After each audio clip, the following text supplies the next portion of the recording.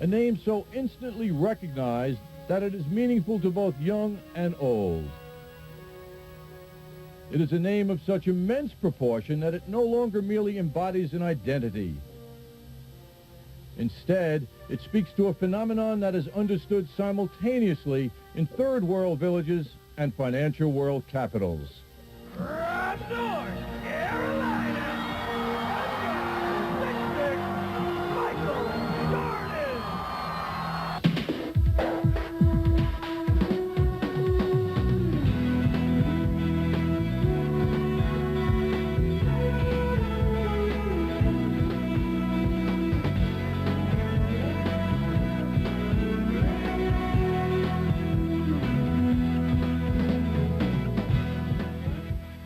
As the 20th century nears an end, this grandson of a tobacco sharecropper is arguably one of the world's most celebrated heroes.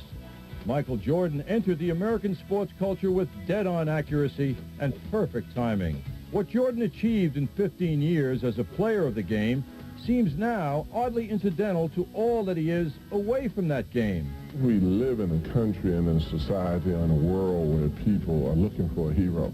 We had a need for a hero, and I think that that's the thing that Michael has been able to supply. Well, I think it's very simple. I think you want to be part of his team. I think you want to, in some way, be playing next to him. His celebrity transcends many of the boundaries that might have stopped sports idols of past generations from rising higher. He's the man who walks in the air. Michael Jordan is the magician. He's this symbol of someone who can do things the rest of us can't do. Perhaps because Jordan was so captivating between the narrow dimensions of a basketball floor, we are only now awakening to the magnitude of the many components of the man, Michael Jordan, off court.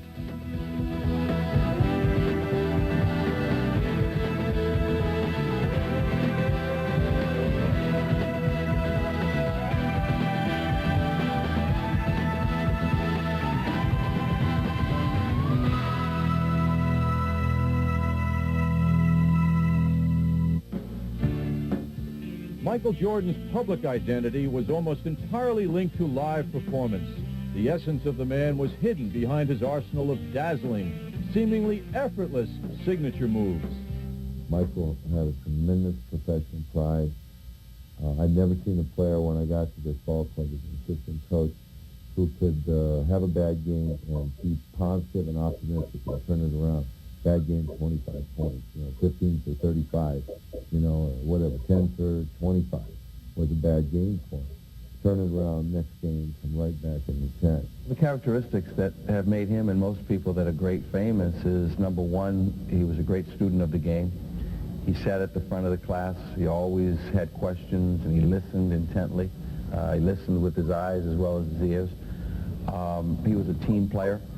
Team was first, and nothing was ever done at the expense of the team. Very few people that I've ever seen worked as hard. I don't know if anybody's ever worked any harder. So he always, every drill, he practiced to win, and I think that's how come, he learned how to win.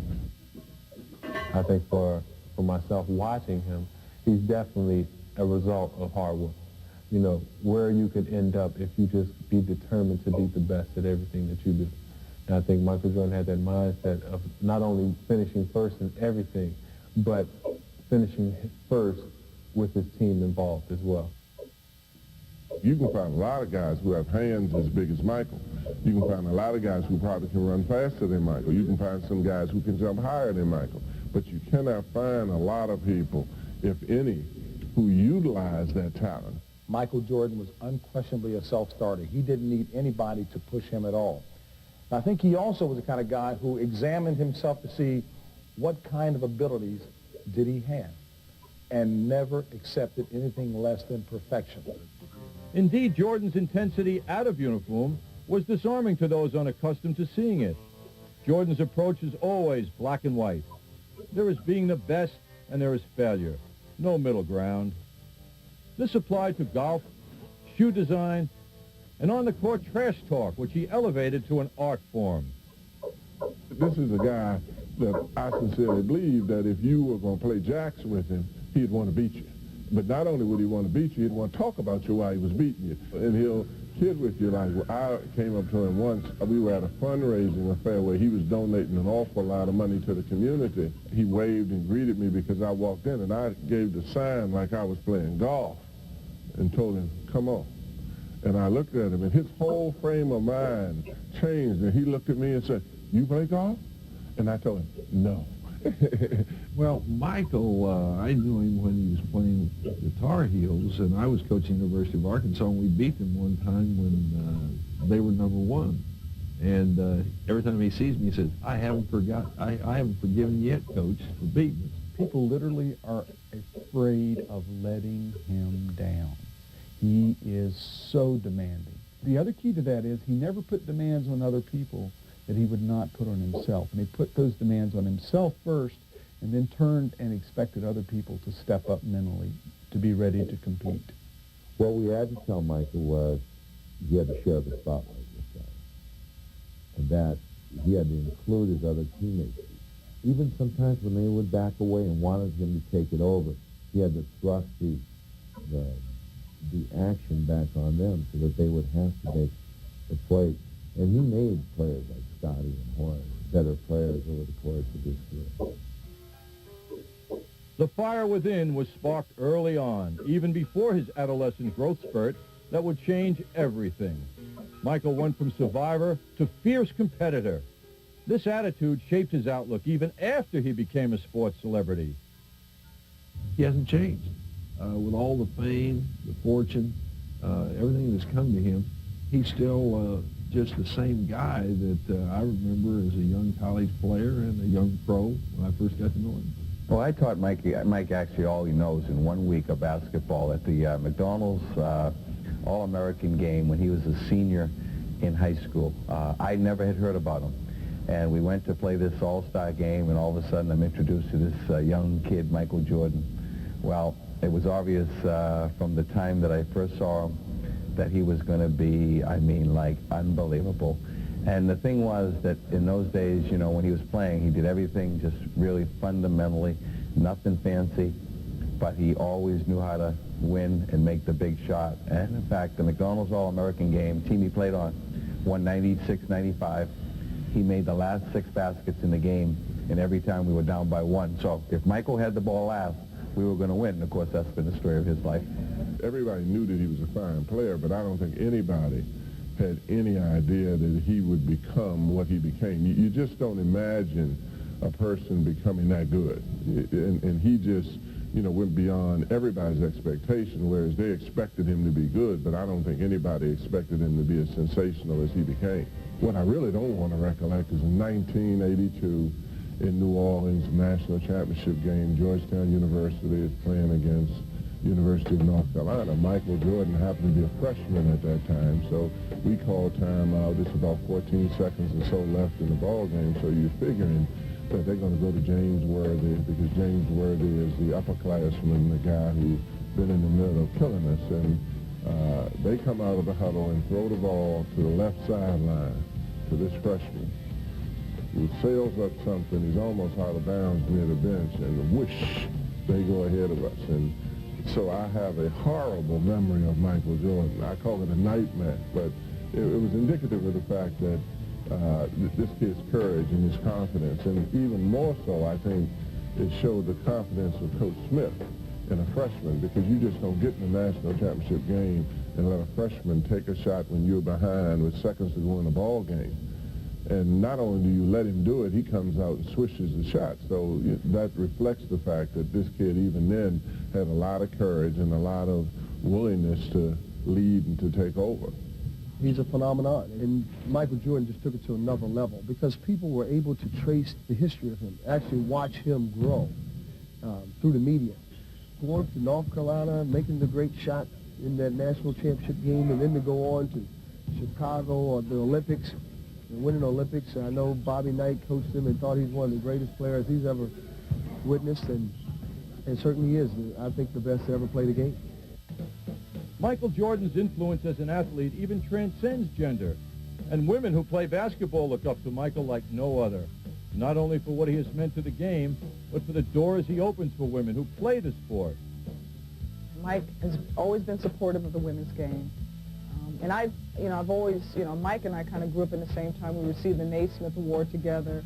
And Mike's always been a big fan of women's basketball. Every basketball player, male and female, look up to Michael Jordan. I know I do, and we've all tried to do his moves and try to catch some air like he does, but it just seems like Michael is always intense and always mentally prepared no matter what the circumstances are. And that's something that I think, sets him apart from any other player.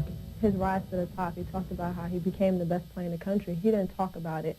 He just went out there and worked every day and tried to become the best, and he did it quietly. I think Michael's been a great role model for women. There's no one that's had a greater impact on the game than Michael Jordan. I think you watch him play, and he plays with such a passion.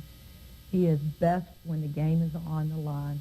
He plays and has a lot of fun playing, and I think the women watch him, and they know that, basketball's hard work, but it's not anything that you can't go out and compete at and be successful at if you're willing to lay it on the line. And while Michael leaves his mark, his influence has encouraged and inspired his competitors, his fans, and the stars of tomorrow. What kind of hat you got on? Jordan hat, huh? Whatever color, whatever socioeconomic background you came from, poor people, rich people, he made it fun. And I think a lot of kids particularly, have started playing the game of basketball because they saw that you could have fun playing it. There's a generation of young players across the globe seeking to emulate Michael Jordan. That's what humans do. They emulate one another. And Michael Jordan is the front row human being to emulate in the late 20th century. He's everywhere on every product. And so we have a generation trying to be Michael Jordan. On a basketball court, Michael Jordan has a knack of seeing everything around him, processing the information and making the right decisions in a blink of an eye.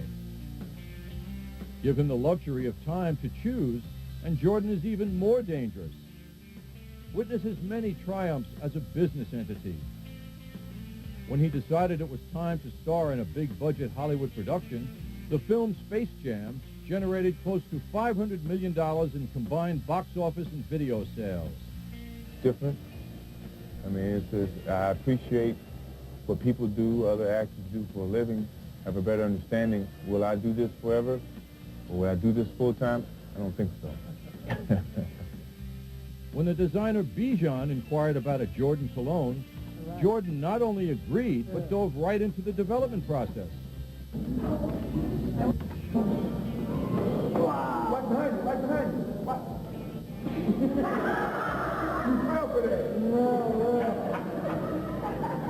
In less than a year, the cologne sales surpassed $150 million. It wasn't long before Jordan fully embraced the fundamentals of capital expansion. So it hardly set off shockwaves this year when Jordan began exploring an ownership opportunity with the NBA's Charlotte Hornets in his native North Carolina. I think he would make a marvelous owner. I think, though, that he, again, is a very, very tough competitor. He really has never brooked much in the way of a laggard attitude among teammates. He really has an ability, as I said in Blood on the Horns, Michael really has an ability to actually just up the level of an intensity across the entire organization, from the lowliest employee right up into the boardroom. Even his passion for golf leans towards mixing business and pleasure. Jordan's participation in Pro-Ams draws large galleries and VIP foursomes. Before a Chicago area PGA Senior Tour event last summer, Jordan teed it up with the corporate elite.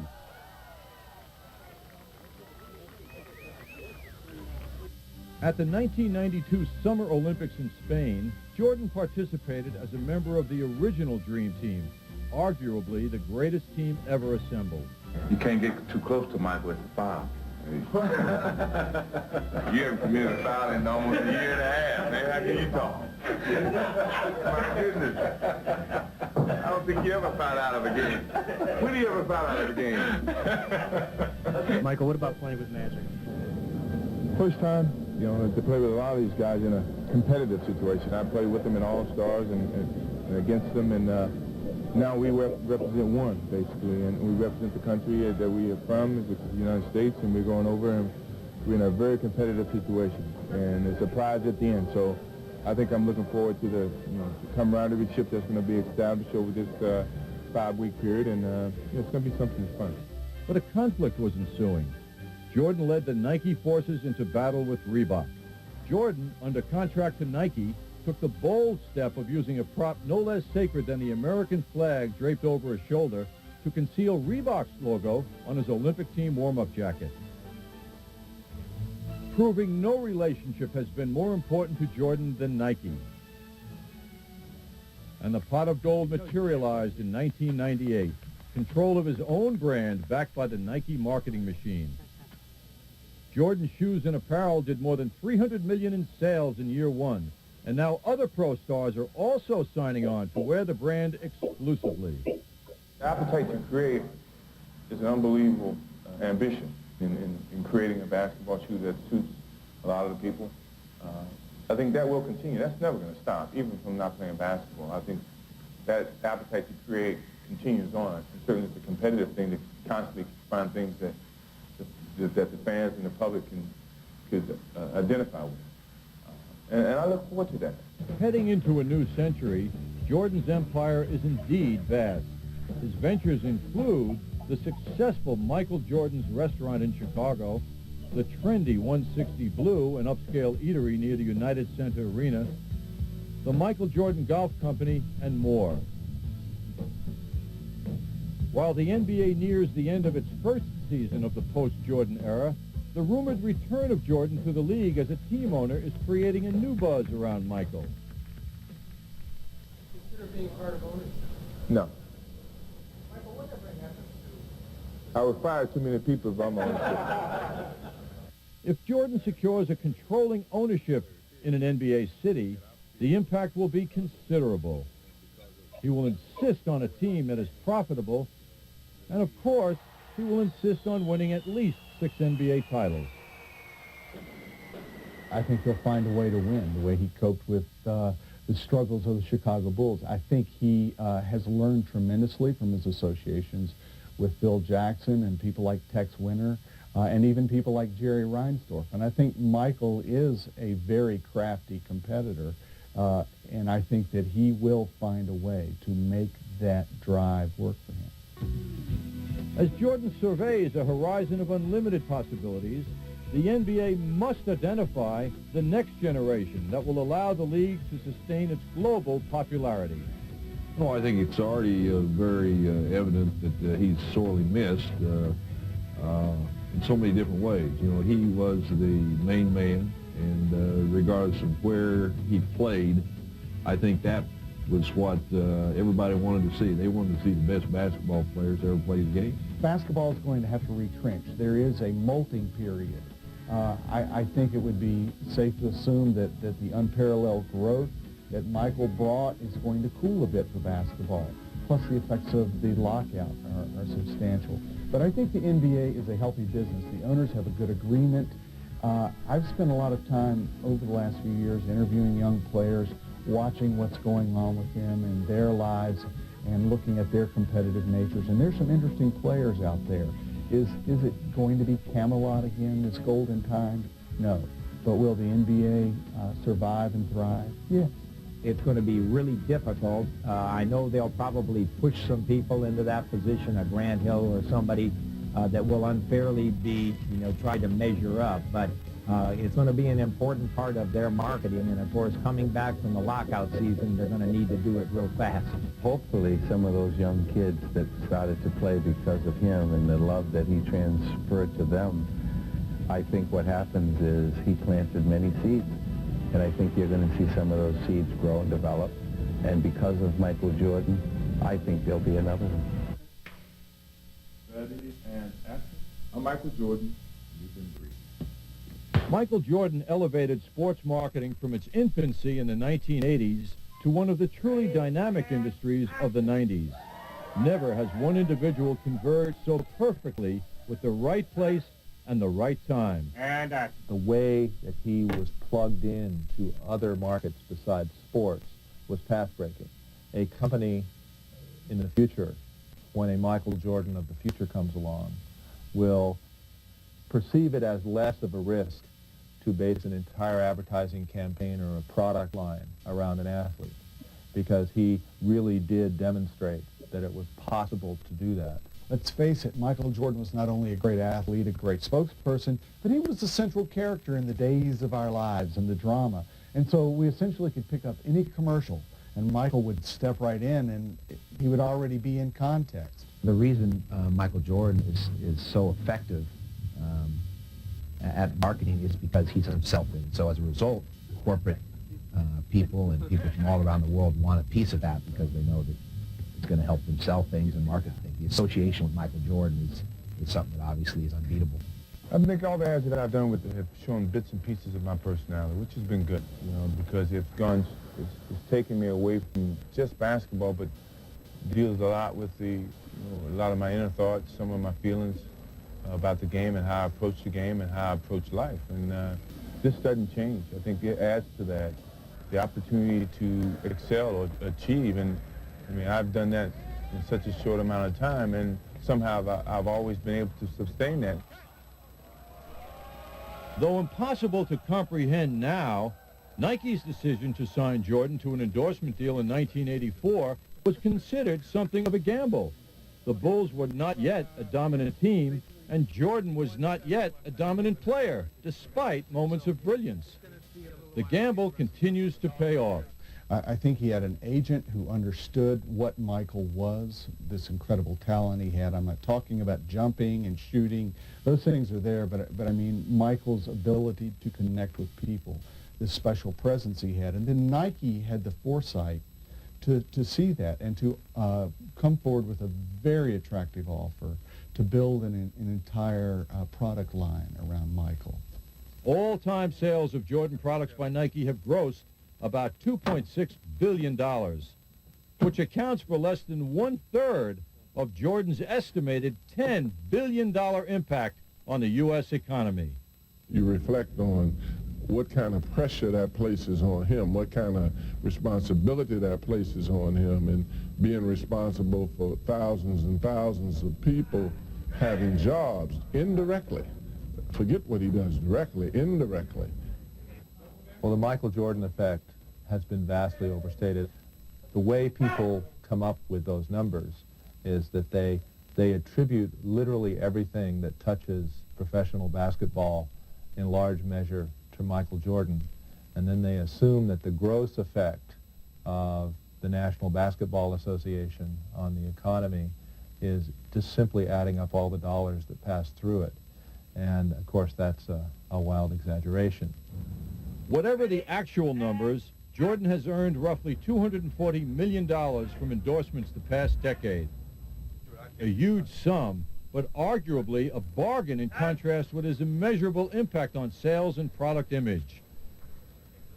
One reason he's so marketable, he's a good-looking guy. He's articulate.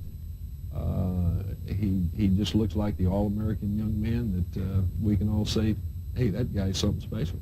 He's the ultimate symbol of competence in the world, and the level of competence he brought, not just to basketball, but how he handles himself, how he has addressed the public for so many years, that has created this very special connection with a variety of publics, globally, locally, everywhere. And Jordan is as versatile as a pitchman as he is with a basketball. Coca-Cola, Gatorade, General Mills, Wheaties relied on Jordan's stature to enhance an image of market leadership, while the Nikes, Wilsons, Oakleys, and Rayovacs counted on Jordan to spark dramatic sales increases. In many cases, because he and he alone could command 10-year contracts, Jordan will continue his association with many of these companies well into the future. Jordan endorsements are often merely fueled by consumer momentum. Consider NBA licensed merchandise. Though he does not appear in any forum specifically promoting fan purchase of jerseys and caps, Jordan and the Bulls at their peak are believed to have generated up to half of the NBA's total revenue in this area. During his playing career, NBA licensed product sales climbed from an annual blip of $44 million to about $3 billion. The Nike relationship remains intact as the flagship component of the Jordan empire, having evolved from the original cutting-edge TV spots of the mid-'80s to a standalone Michael Jordan brand, the only Nike products without the famous swoosh symbol. The Jordan brand generated more than $380 million in sales in its first year. There is no denying the impact of Michael Jordan's Midas touch. Michael is still in the game, and he will be for several years because it'll take a while before we all forget him and start wondering about the next ones. So he will be the centerpiece of lots and lots and lots of advertising and product endorsement and media attention for several years. I think kids still buzz about him. His products move off smoke off the shelf. So I think as long as we can find distinct and fresh ways to present him, we should ride him as long as possible.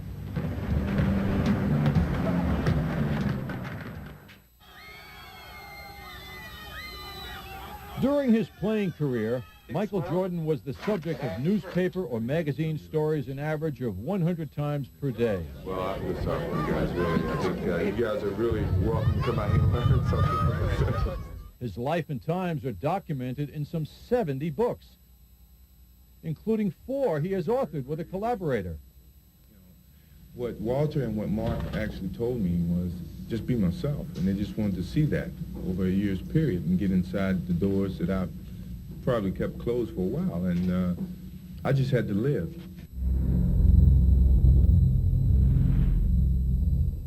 He has appeared in celebrated television commercials. In fact, the Jordan mystique has no equal among societal superstars, past or present.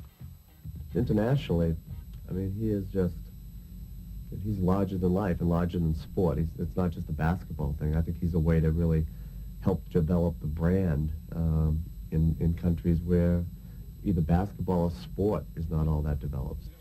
I think we live in a country and in a society and a world where people are looking for a hero.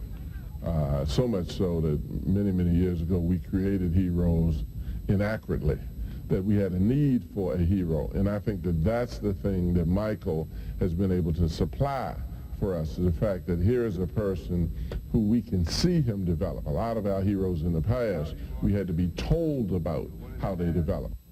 Going on 2 years old? Huh? Show him your big old hands. These some big hands, man.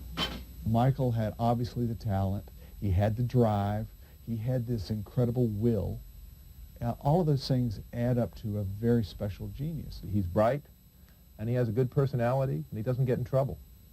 So he's someone that you genuinely have a natural liking to. He doesn't come on as an arrogant, spoiled child like lots of athletes and lots of movie stars or rock stars do.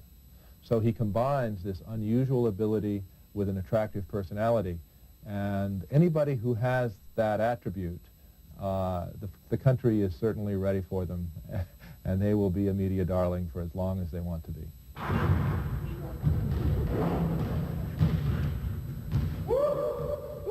Who else can dominate so completely in the athletic arena? Be at ease on a golf course with presidents and CEOs, or address an assembly of captivated school children. Jordan has a $1 million smile, an exacting sense of sartorial style, and when needed, a quick wit. What do you want? You can't be throwing him like a wimp.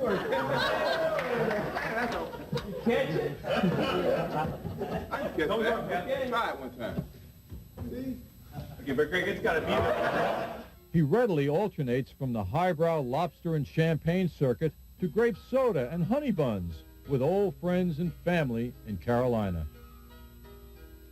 The Jordan image is even powerful enough to deflect perceived flaws that would damage mere mortals. We've got to remember that Michael also is human. You know, we have got to be smart enough to give him the space that he needs to make a mistake, the mistake that he needs to do the things that normal people do, because we have the need ourselves for someone as special as he has become we still have got to have the courtesy and the humanism in ourselves to realize that we're not talking about a God, we're just talking about a tremendously special person. If you think of all the situations Michael Jordan has been in over his career, all the places where people have shoved microphones into his faces, where they've asked him to comment on various events, you look at all of those circumstances, the opportunity for him to misspeak, to say something terrible, there are just numerous opportunities, and each and every time he has fielded those just like he's posting up in the lane, faking left and going right. And while some find fault with Jordan's apolitical reputation, no one could question his demonstrative social responsibility. The Michael Jordan Celebrity Golf Tournaments have contributed more than $1.5 million to North Carolina Ronald McDonald houses. He also teamed up with Olympic legend Jackie Joyner-Kersee to promote Nike's program Play, participate in the lives of America's youth. Jackie Joyner and myself basically tried to get going, co-chaired, and Ignite was an opportunity to give kids an outlet, whatever pressures they may deal with away from sports, either in their lives or amongst their families or academically, educationally, whatever. Let this be a means to take your mind away from it for a little while, just so you can clear your mind and somehow deal with that problem once you go back, and give yourself a good outlet to make it, or to do something that you choose to do, or to chase your dreams or your goals. I don't think people should eliminate that, because that's very important. I mean, it was a great motivational factor for me to achieve my goals of playing professional sports. If I didn't play professional sports, I got the opportunity to go to college and graduate. I think those are the things that get taken for granted in terms of the sports and the way kids view sports as a motivational factor. And Jordan frequently lends his considerable clout to a variety of charities, such as the Coach for Kids program and the Illinois Special Olympics. It is on these occasions that Jordan's down-home humility overshadows his social stature. In memory of his late father, the James R. Jordan Boys and Girls Club and Family Life Center is an inner-city oasis on Chicago's west side. Michael Jordan put up $2 million. The Chicago Bulls franchise donated $5 million. And countless millions are also generated for innumerable charities by donated items bearing Jordan's coveted autograph. Earlier this year, Jordan played a starring role in a Principal for a Day program in the Chicago public school system. Have you ever been to the principal's office? I am in the principal's office. I am the principal, and what can I do for you, sir? Can I have an A for this? No. You can have an apple and get out. He spent 5 hours at a Chicago high school, pushing educational goals, meeting with student council members, and lunching with kids in the school cafeteria. Thank you. Thank you very much. Was it hard, like, going through school, like, putting time in your athleticism and your study?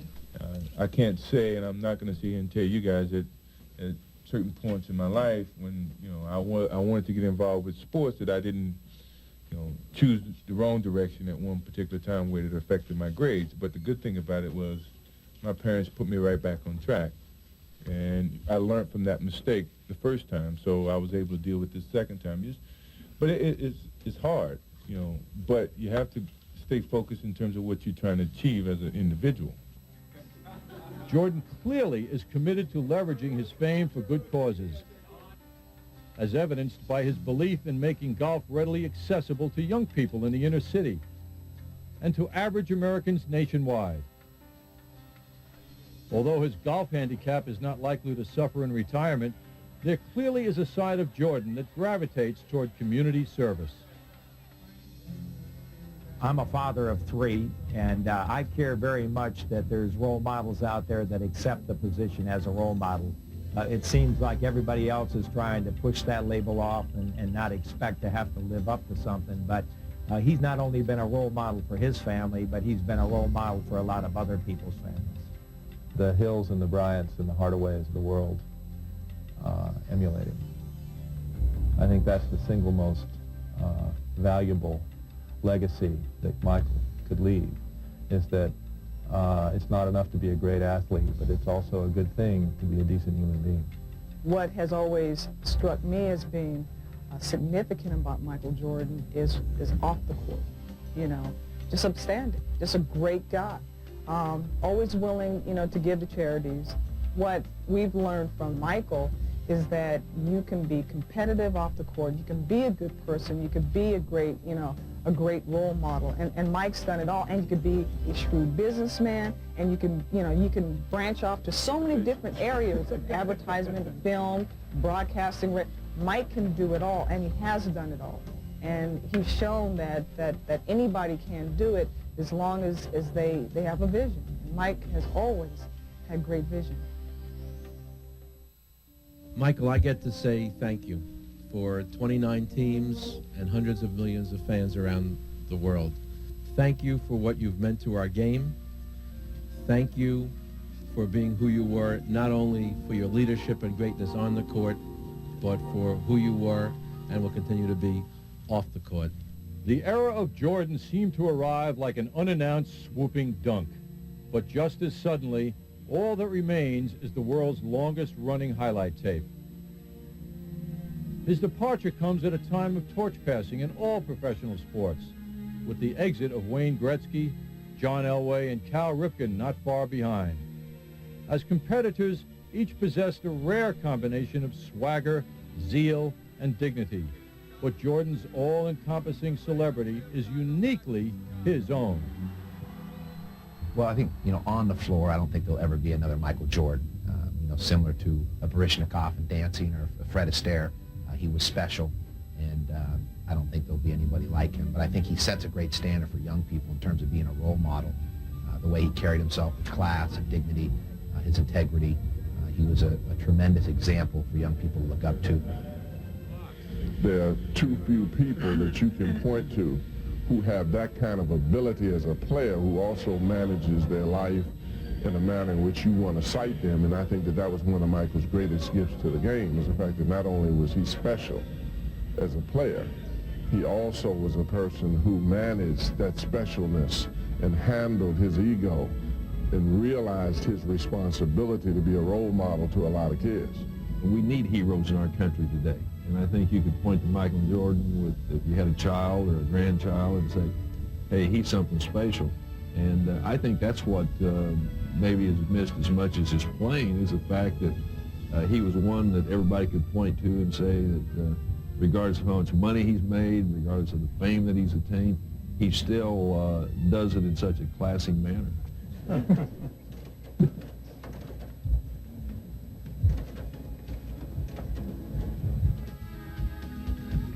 The demands of pro basketball now behind him, Jordan has an unlimited range of options for the future by which to touch the lives of adults and children.